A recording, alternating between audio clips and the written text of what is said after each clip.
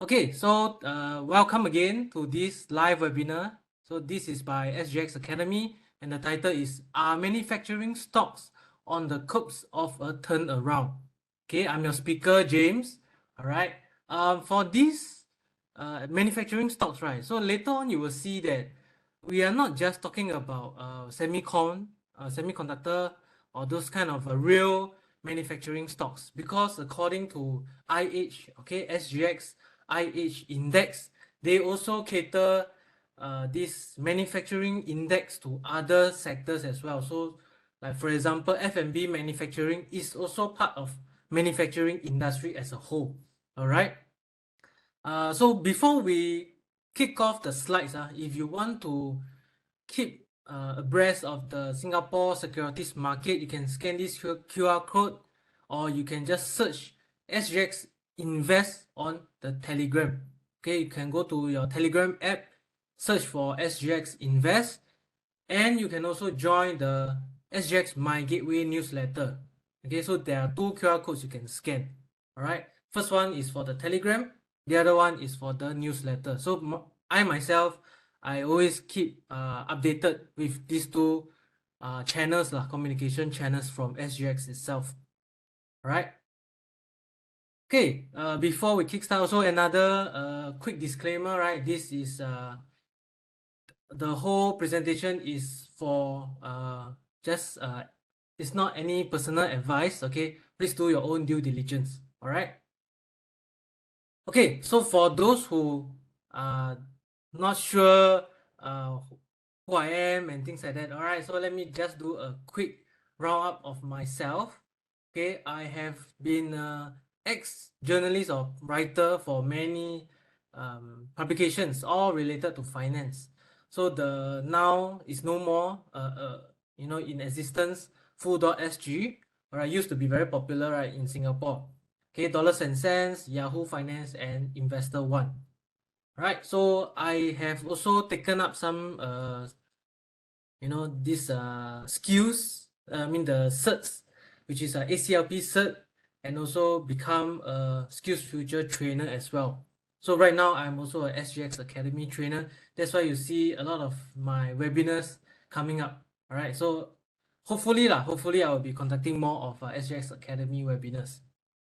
Okay, then I've created my website called smallcapasia.com since 7 years ago. All right, while I'm doing it on the side, and right now I'm doing it on a full-time basis.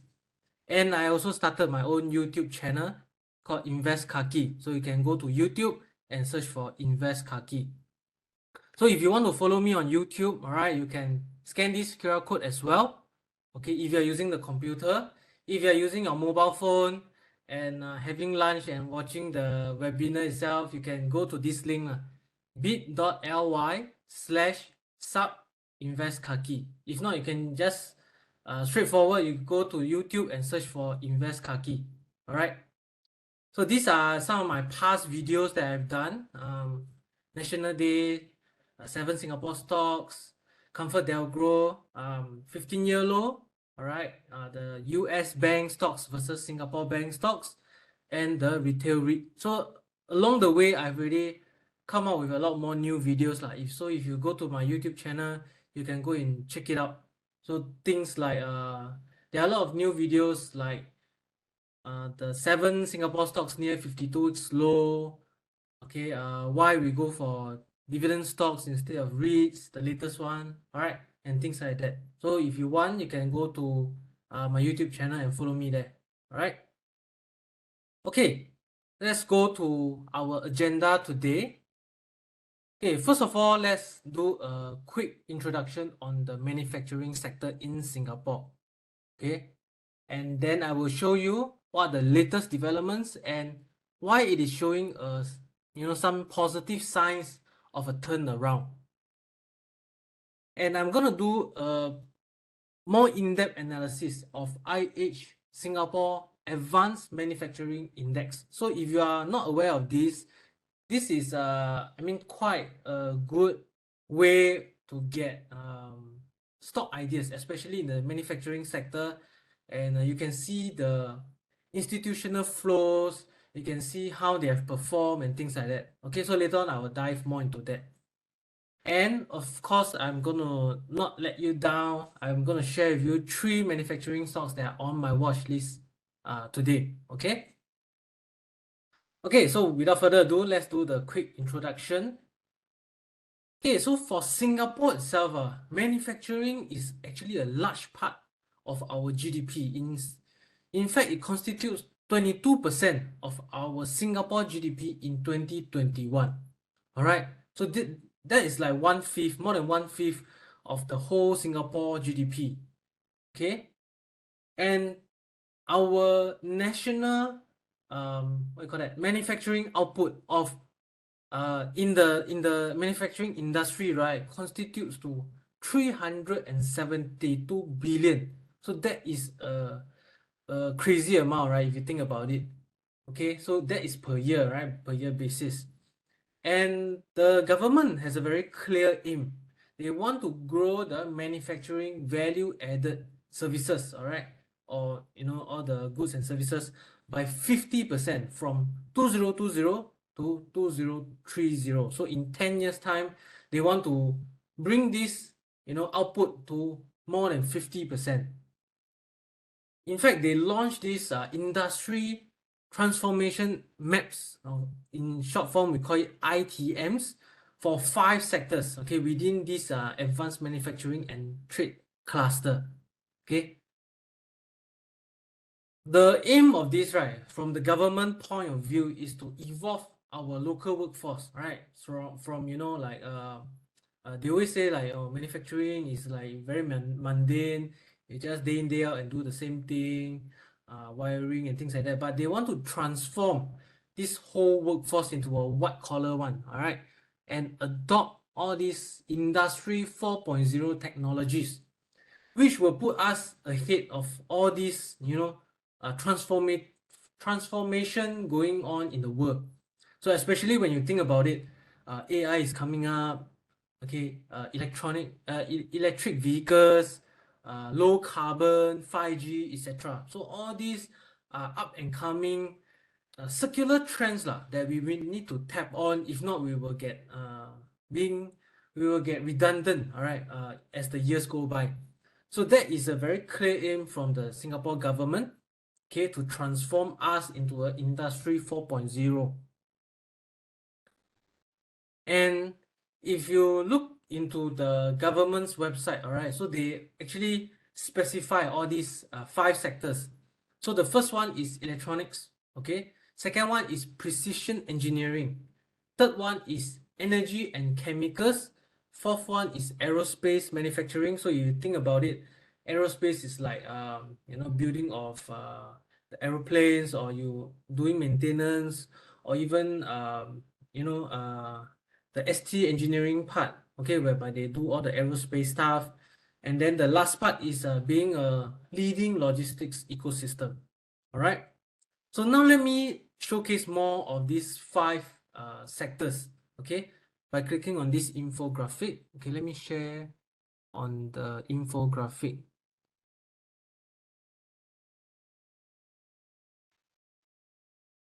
Okay, so over here, if you look at the ITMs, okay, this is from the Singapore government website. So first one is the electronics one, all right. So they want to be a critical node for all these maybe when it comes to AI, you want to produce those kind of semiconductor chips, all the design and engineering things, all right. So this forms the electronics part, okay. So on top of that, they also talk about low carbon, how we want to be ahead of the curve. All right, you want to, the whole world is transforming into a low carbon mentality. Okay, so how can Singapore, come out with new innovations, right, to tap into this kind of new wave? Okay. The second one is the precision engineering, right? So all these very, very small parts, we can, make all these small parts and then supply them to other bigger companies all over the world. Okay, so this is also part of the roadmap.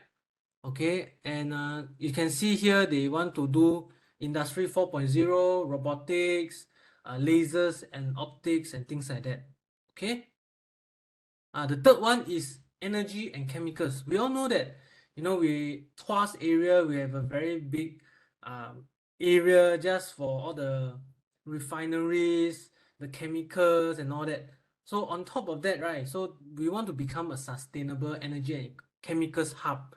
So how can Singapore, tap on all these, like things like smart materials, bio-based, sustainability kind of a stuff, right?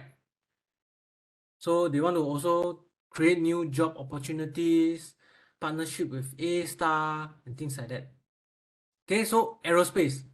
So Changi Airport, of course, our Changi Airport is one of the best in the world. All right, so how can we tap on this branding, right, and transform all this to help our Singapore is, like all the SMEs fly high on the global stage, right, over here. Okay. And last but not least, we have this logistics part. All right, all the goods that flow from like maybe Middle East to US or things like that, so they flow through Singapore itself. So how can we be a very good logistics hub, okay, and move goods faster so that people will keep coming back to us. So these are all the things that the Economic Development Board in Singapore is trying to implement. Okay, let me go back to my slides now. Okay, sorry. Share the slides.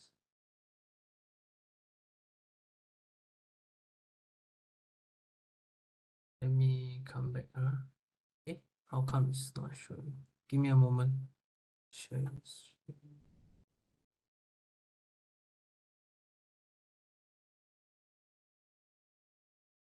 Okay, give me a second. I cannot share. Okay. Hold on. Sorry, give me a while. Sharing got issue. Okay, sorry. Coming back. Okay, so that is the quick introduction on how the Singapore government wants to increase, the GDP output of our manufacturing sector.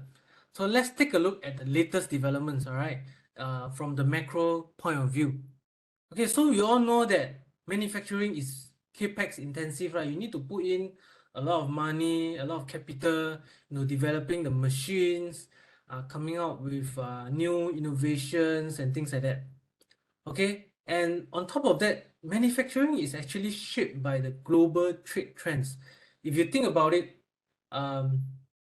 we are sort of like also dependent on what the other bigger players, like for example, if you think about it, UMS, okay, is dependent on applied materials, the US stock, right? Applied materials for their customers, whether they have enough customers, new customers, and that will flow down to more contracts for UMS itself. So in short, right, so Singapore manufacturing companies and stocks, right, are in a way shaped by this kind of global economy.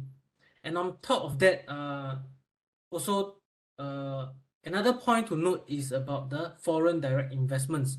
So do they come to Singapore and develop their, manufacturing hub and things like that? So I think the global foundries also came to Singapore to set up their semicon factory. So this is also shaping the how Singapore manufacturing sector will develop in the near term. Okay, and one more thing is about the integration, right? So last time is industry 1.0, then become 2.0, 3.0, and then right now is we're talking about 4.0. So 4.0, what is it about? So it's about like this kind of Internet of Things whereby you connect. Let's say you have a very nice condo, you can tap on your handphone and then just turn on the aircon before you even reach home and things like that. So Internet of Things is a booming industry. So all these are 5G networks and things like that. All right. So in Singapore itself, right? Okay, for the first quarter 2024, they are experiencing a uptick of these positive sentiments. Okay, and for the next 6 months, they actually survey all these businesses, and 10% of them says that going forward, the general business outlook will be positive. Okay, now let me highlight three sectors, okay, three clusters lah, that are experiencing a positive outlook. So first one is the electronics cluster. All right, so 16% of them says that due to the semiconductor inventory levels coming down, so they used to have a lot of semiconductor chips in their warehouse and things like that. So they are finishing up all these inventories, and the levels are coming down, normalizing. So going forward, there will be a higher demand for all these AI related or semiconductor chips.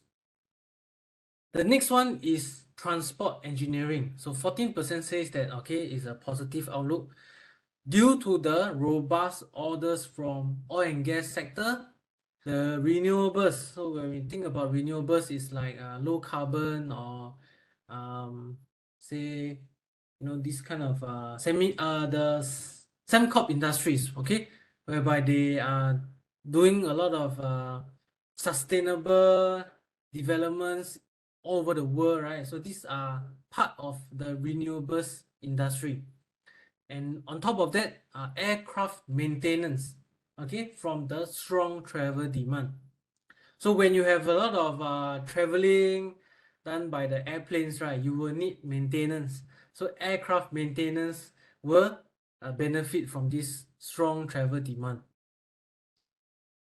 The third one is precision engineering. So this ties back to the first one, whereby when there's high demand for chips, right, so there will be improved sentiments, or the market outlook will be positive for the semiconductor related equipment. Things like when you want to have these small little parts, or you want to build a factory, you need all these very small precision tools, bonding wires and all that. Okay, so these are the three main clusters that are having a positive outlook for the next 6 months. Okay, so now let's move on to this IH Advanced Manufacturing Index. Okay, for IH thematic indices, okay, there are three main types. So the first one is real estate, second one is healthcare, and then the third one is manufacturing. Okay, manufacturing is not just on semiconductor stocks, like what I say, right?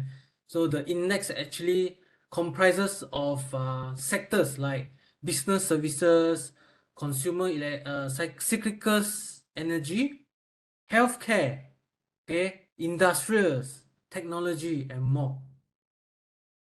Okay, so this index is a free float market capitalization weighted index for Singapore listed manufacturing segment.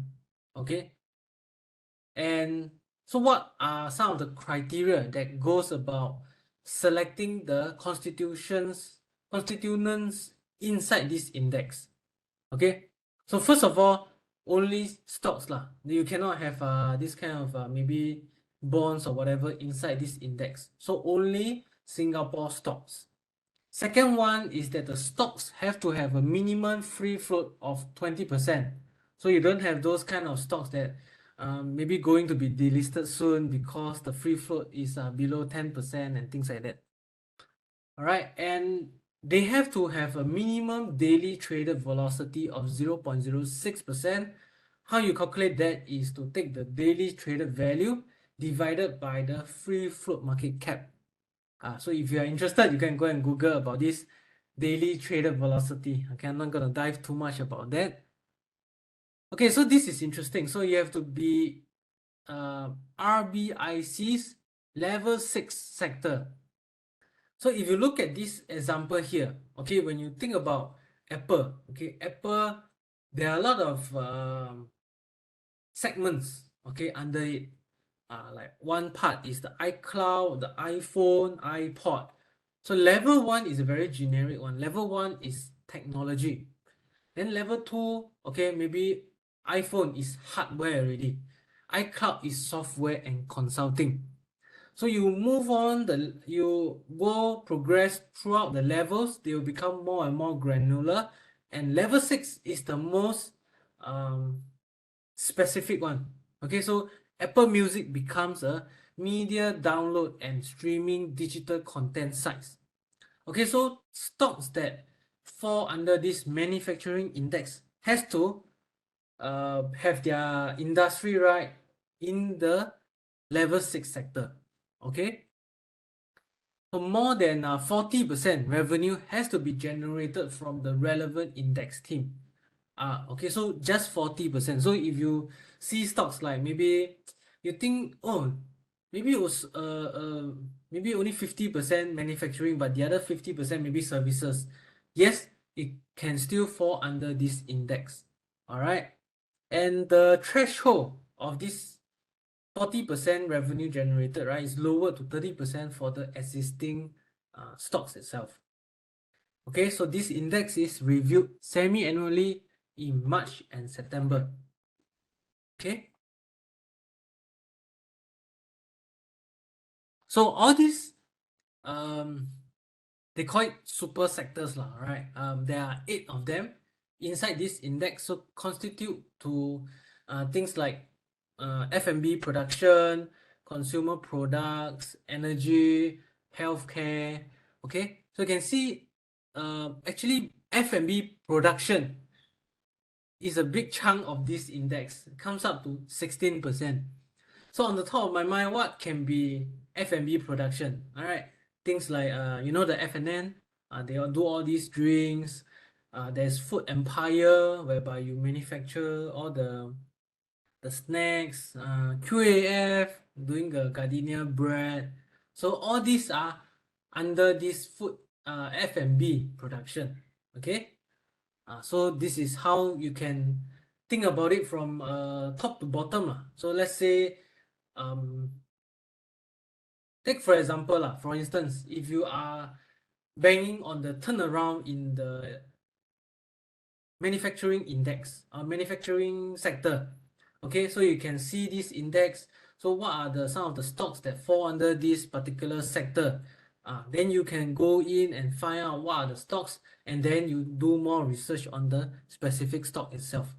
All right, so this is how you can generate ideas from a top to bottom approach. Okay, so this index has more than 100 stocks inside, but for the top 10 ones, the top 10 constituents inside the index is this 10, right, whereby they accounts for more than 20% capital flows, okay, inside this index. So you can see this top 10 are stocks like ST Engineering, Wilmar, Citrum, Thai Beverage. So Thai Beverage belongs to the F&B production, right? Okay, Venture Corp belongs to the manufacturing equipment. Emperado is doing the wine business, right? They do all this liquor, but it's more based. I mean, their operations are based in other countries like Philippines. Okay, so this one also fall under the F&B production, right? You can see from the index weightage, okay, ST Engineering constitute to 10.6%, whereas maybe SETS Limited constitute to 5.2%. Okay. Okay, and now back to the exciting part, right? What are the 3 stocks that I'm looking at right now? So I take them to what I saw just now based on the 6 months economic outlook. All right. So first one is the semiconductor recovery. The second stock will be based on the robust travel demand. The third stock will be based on the interest shipbuilding order book. Okay. For the third one, it's not Citrum, not to worry. Okay. So first stock that we have is Venture Corp. Okay. why venture corp? All right. Let me explain. So for the third quarter itself, okay, they have a decline in profits. You can go check out the news. They will be explaining on why the revenue and profit drop. It's because of the semiconductor glut. So if you were to dive more into that, so basically, in a nutshell, right, semiconductor firms in the US, they overbought all these chips. They don't want, they want to clear their stock first, then they buy more, this kind of chips, or they require more services from venture corp. Okay, so that's where in the past 3 quarters, okay, in the past 3 quarters, venture corp actually has a lower order book and lower profits. Okay, but the company is hopeful, okay, of new product launches coming up, and more companies are also reallocating to ASEAN countries.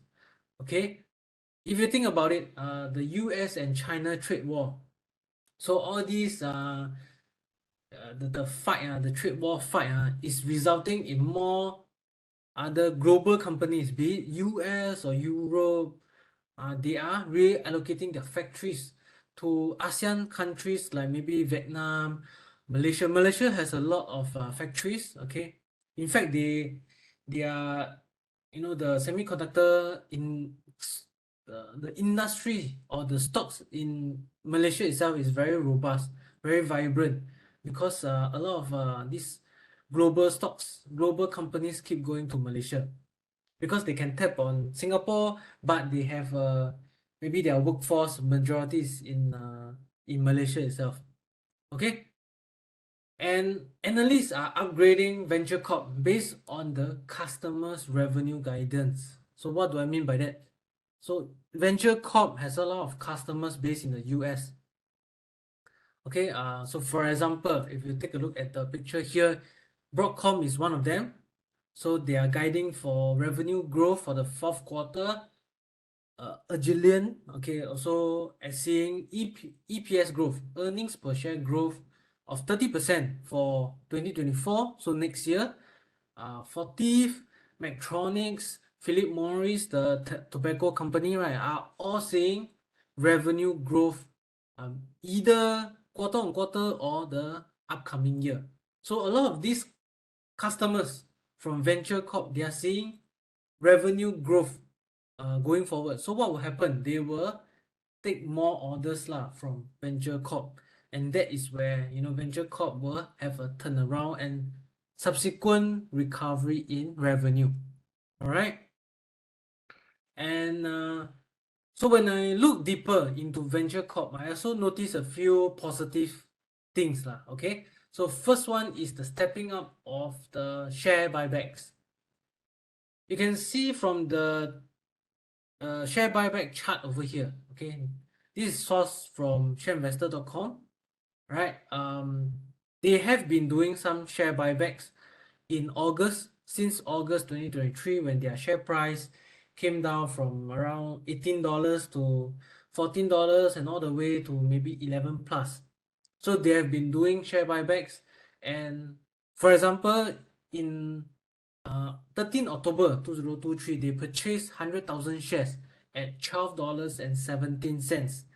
But they are not just stopping there. So in the very just recently, they also bought back shares in January 2024 itself. So you see that the share price has recovered slightly from around $12 region to $14. But if you think about it, going forward, if their order book is going to recover, okay, this is a good sign that maybe the company is positive of the outlook. That's why they are buying back their shares right now. All right, and to sum it up, okay, they are trading at an undemanding 11 times P ratio right now. Okay, if you go and check it out, and they have been a consistent dividend payer. So even though when they have a fluctuation in earnings and things like that, their dividends are kept constant and also increasing steadily. So you can see that this green color bar, right, since 2014, even though when there's COVID in 2020 or there's recent semiconductor uh, downturn and things like that, their dividends are slowly increasing. So they are very what do you call that? They have a very good dividend policy lah, whereby they don't just stop dividends when things are bad. So they pay you slightly lower at around a 65% dividend payout ratio, but they slowly grow it as they grow their business. All right. So this is where I like about it lah. So undemanding valuation plus a consistent dividend payer. So this is the first stock. The second stock that I am looking at is SETS. Okay, SETS is gonna benefit greatly from the higher travel demand. Okay, so before I go on, right, if you have any questions regarding either the industry, regarding the IH index, the manufacturing index, or the three stocks that I want to talk about, okay, please type it inside the chat box, or you can later on I will share the pigeonhole. I will flash it, and then you can also type in your questions over there. All right. Okay, so sorry, moving on. Okay, sets. Okay, sets has declined 40% lah. Since I think maybe 1 year ago. Primarily due to the WFS acquisition. So they tried to acquire this business in Europe, and as a result, because they take on a lot of debt, investors don't like it, so they their share price declined by 40% because of the rights issue as well lah. But recently, okay, so this screenshot is grabbed as of 13 February. Temasek's subsidiary, Tenbutsu, okay, Temasek subsidiary is buying shares in SGX Group itself and increasing their stake up to 40.06%. So if you think about it, if they don't like this company, why are they increasing their stake to 40%? 40% is a big chunk, either, I mean, you can say that maybe it's a Singapore related company and Temasek want to support it, but Temasek has also sold other stakes, like for example Citrum before. So why is it buying a bigger stake in sets? So that keeps me thinking. All right.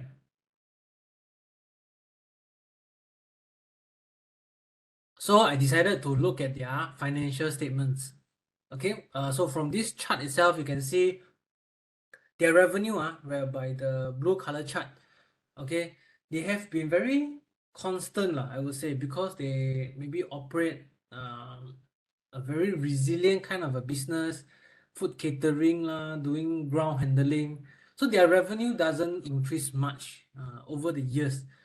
But okay, so then it further dipped during the pandemic. Okay, so they only maybe nobody flying, so they just have food catering in the army cookhouse and things like that. But after they acquire WFS, their revenue start to increase dramatically. So now the question is, can profits follow suit? Okay, so if we were to look at their net profit margin in the past, it was around 13.6%. So pretty decent, okay, 13.6% profit margin before COVID. If you think about it, if they can successfully integrate WFS and slowly mark up their maybe cut costs lah, maybe they do some synergy, they cut costs and increase their profit margin to 13%. With the higher revenue, the profit will skyrocket in the near term. Okay, so that is how I look about it lah. Okay. Okay, so they are also saying that there's a positive outlook. Okay, from the corporate presentation, I saw these few things. Okay, first one is of course the new commercial wins lah. They are expanding globally, and one of the things that they do very good are cargo handling. So they are going from Singapore as a very strong base. They are moving on to the global countries, doing in Belgium, doing in Europe, okay, using the ties of WFS lah. Maybe I'm not very sure, but it's leveraging on at least their existing network lah, a global network to target all these industry partners. Right? So they are also expanding capacity in Chicago and also Madrid. Okay, if you think about it, there's no increase in demand. Why would you increase your capacity?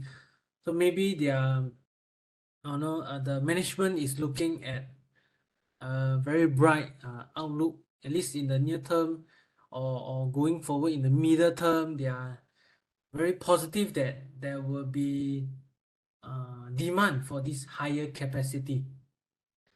Okay, so now our third stock is Marco Polo Marine. Okay, so Marco Polo Marine is actually a very small company, okay, as compared to Citrum. They are like maybe only 100 million or less, but I like it. I've mentioned this stock a few times in my previous webinars, or even during share investor events. So this Marco Polo Marine is gonna tap on increased shipbuilding order books due to a improving offshore market, right? So you will go and check it out. The offshore market is benefiting from heightened, this increased activities, be it the oil and gas segment or the wind energy. Okay, the global offshore oil and gas segment, or the market itself, as of 2022 is estimated to be around 119 billion and expected to reach 995 billion in 2028. So a CAGR of 8.5%. So in around maybe 5 to 6 years, increase annually of 8.5%. So that is, it's not saying that now that everyone goes to renewable sources of energy, then the oil and gas sector, the market will die off. No. In fact, with increased population, with a lot of higher costs when it comes to renewable sector, right, the oil and gas market will still continue to grow. Okay, and the other one, of course, is the offshore wind energy. Maybe not in Singapore because we don't have a very strong wind, right? But other countries like maybe Taiwan or Europe, they are tapping on this new source of energy, this wind energy, and the industry itself is growing very fast at a 11 CAGR from 2024 to 2029. Okay, so 11% of annual compounded growth rate. All right. And Marco Polo Marine itself is tapping on both the offshore wind farms and the oil and gas sector. Okay, and it has exhibited a successful turnaround, be it the revenue, the profits, as well as their balance sheet. Okay, so you can see from the picture here taken from their corporate presentation, 2020 is the worst year in their corporate history because they many of the the shipbuilding companies like Schreiber or like Isra, Ezon all went bankrupt, but Marco Polo Marine managed to tough it out. The current CEO went to look for venture capital funding, or rather went to look for his friends, and then they decided to inject the funds to keep it afloat, and from there on their revenue just increased year on year basis from 12.3 million.